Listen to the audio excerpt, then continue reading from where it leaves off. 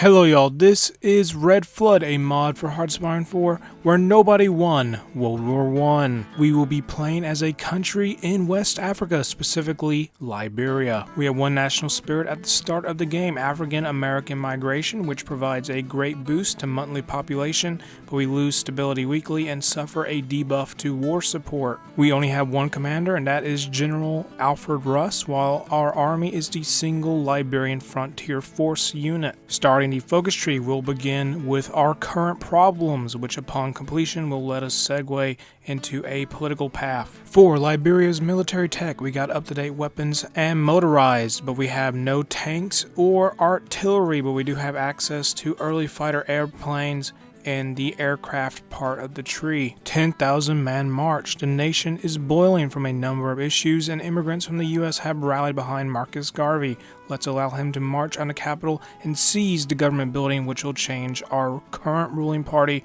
to his. The country is transformed into the Free State of Liberia. We get a new flag and the regime change. Marcus Garvey and the accelerationists represented by Una lead the country. Marcus Garvey in our timeline was a political activist, publisher, journalist, entrepreneur, and orator. Historical context here, he founded UNA, which is an acronym for the Universal Negro Improvement Association and African Communities League, through which he declared himself Provisional President of Africa.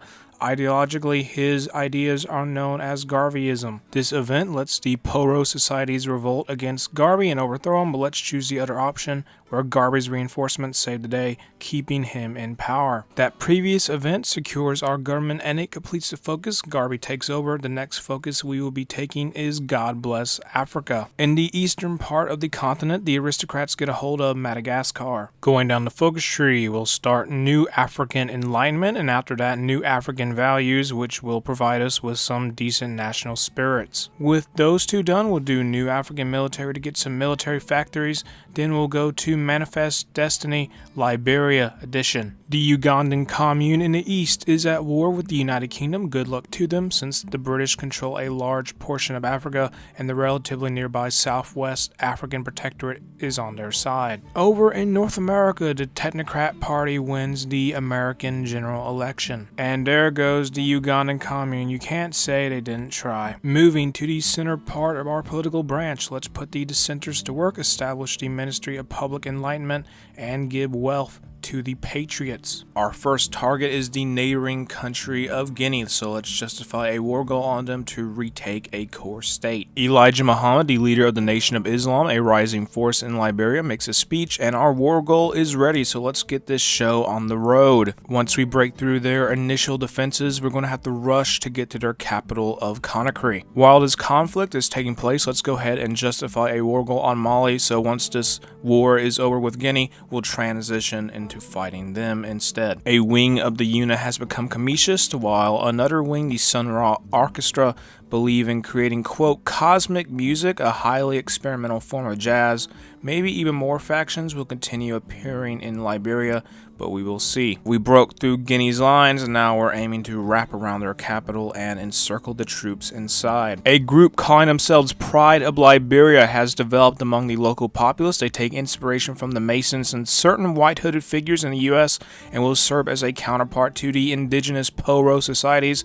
They could be a threat to country stability, but let's start some diplomacy with Pole anyway. Because we chose the diplomatic option, the Grand Lion can be the Minister of the Interior. Oh boy. The SFL territory of Mauritania wants to send some Lend-Lease. Who would say no to free guns in this situation? We won. Guinea is defeated faster than anticipated, so now we'll just have to wait for the war justification to finish on Mali before we can attack them. Another group appears in Liberia. The country is becoming more and more of a hotbed of new ideas. Anyway, the new faction rising in popularity is the Black Hebrew Israelites. Just because we can, even though we have no core states on them, let's justify an upper Volta, even though justification will take a while before it is ready. Yet another group appears. This time it is the Rastafarian remnant, who was thought dissolved after the death of Haile Selassie.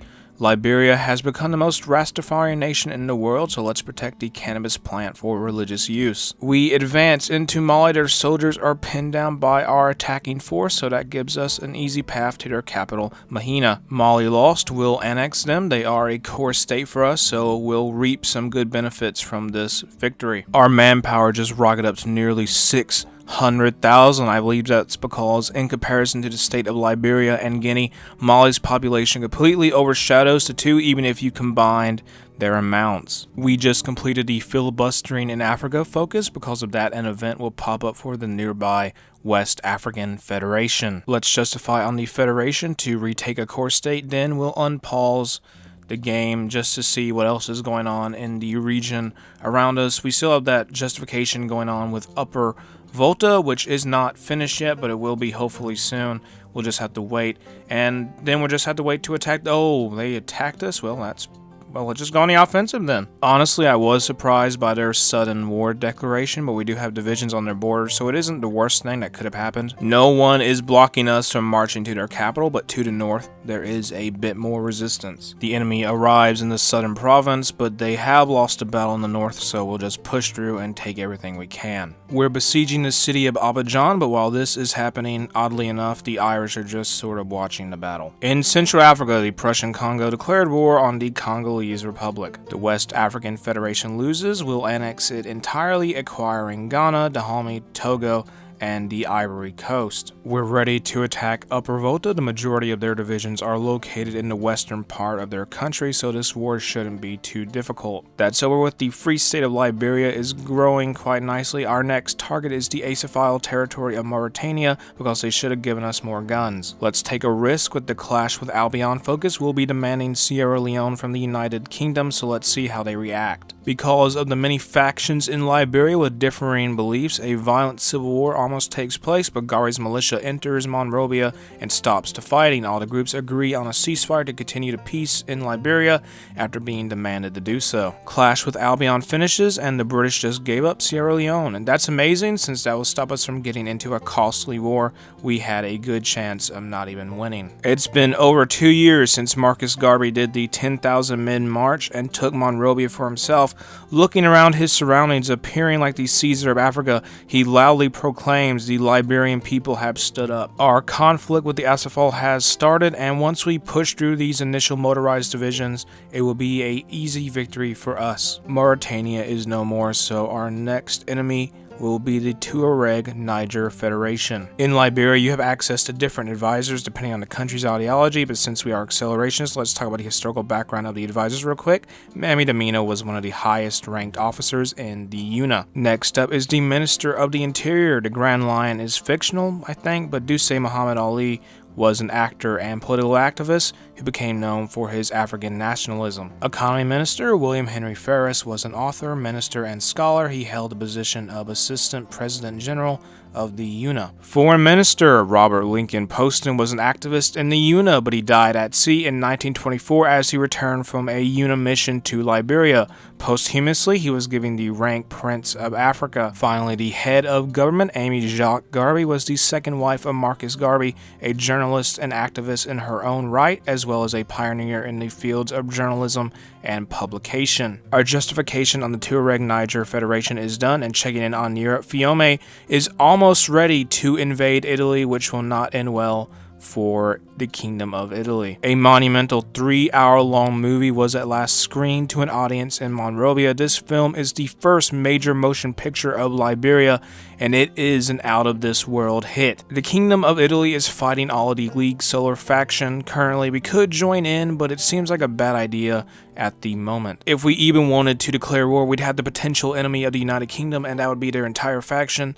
So that's going to be a hard no for us to begin our own war with the Italians. Because the enemy has so few divisions, we'll let them stretch themselves out in the hope they will leave an empty gap for us to rush through. Let's expand into northwestern Africa a little bit by justifying on the Moroccan state. We're marching into Morocco, and Austria kindly wants to send us some guns, and so does Montenegro. Let's say sure and get those weapons. Morocco is ours. We'll use this as a launching pad to begin some more activities in North Africa. Avant-garde France and their faction is involved in a wide-scale war with a lot of different countries, so this is a good time for us to justify on them. We're going to close in on their positions and advance into Senegal as well as French North Africa. In our push toward Tunis, we encircle a good amount of French divisions. The League Solar is fighting us, the Third International, the Commonwealth of Nations, and the Kingdom of Italy, who somehow managed to stay alive to this point. It won't be long before the foe is pushed out of their African holdings, and after that we'll begin liberating liberating the Italian territory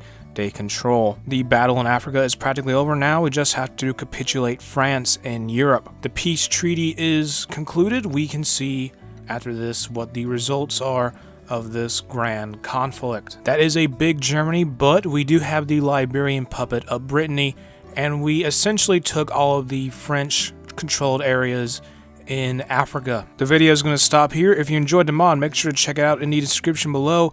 If you enjoyed the video, make sure to like and subscribe, leave a comment, have an awesome day. I'll see y'all later. Bye.